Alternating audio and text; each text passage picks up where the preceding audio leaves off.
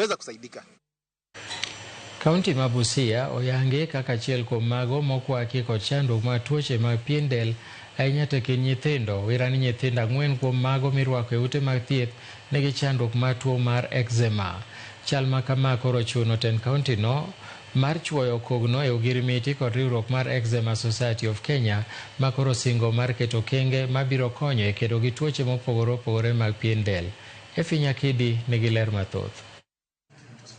Koloso tok chuoyo kogno winjruok no. Apisa maduong' mar riwruok mar Eczema Society of Kenya Rachel Gola nowacho ni achiel kuom gigo mosethira ahinya lweny mar kedo gi tuoche mag pien del e kind nyithindo kod jodak e kaunti no en akweda kowuok kuom oganda.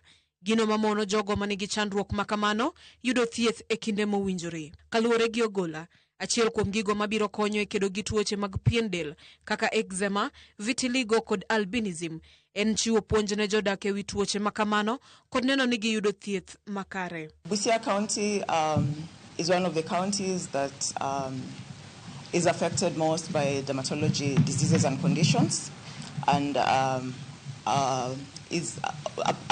falls under underserved communities in the region.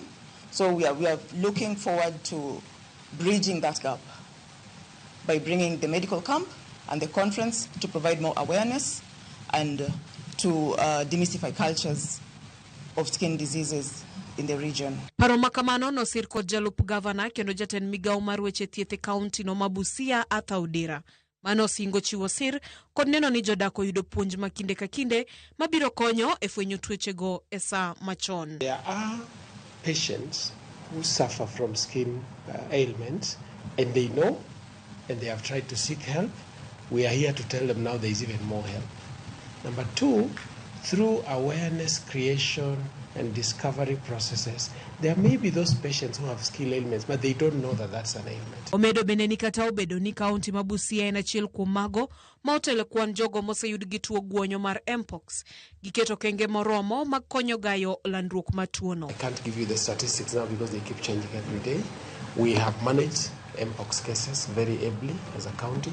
Of course, we sought help from some quarters and we got the help. So there is no alarm as such.